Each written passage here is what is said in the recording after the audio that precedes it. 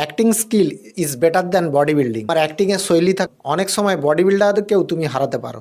বলা যায় ধুম 1, ধুম 2, ধুম 3 মোট 3টে সিনেমা, তবে আমার প্রিয় ধুম 1। हम चोर हैं, धुएं की तरह हवा में गायब हो जाते हैं। मेरे रूल्स कोई नहीं तोड़ सकता, मैं भी नहीं।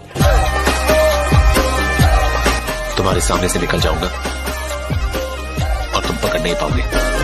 এখানে জন আব্রাহামের অ্যাটিটিউড, তার এন্ট্রি, বাইক রেসিং করে ব্যাংক ডাকাতি, যা প্রথম থেকে এই ধুম সিনেমাকে হিট করেছিল। দ্বিতীয় হিসাবে আমি ঋত্বিক রোশনের ধুমটাকে এগিয়ে রাখবো।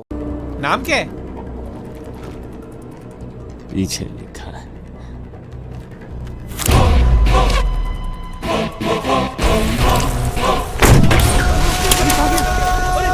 অর্থাৎ ধুম 2।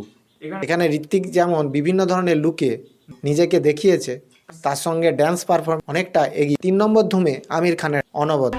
सर्कस वाला हूँ, करतब दिखाने की आदत है। गोली मैंने अपने हाथों से चलाई थी।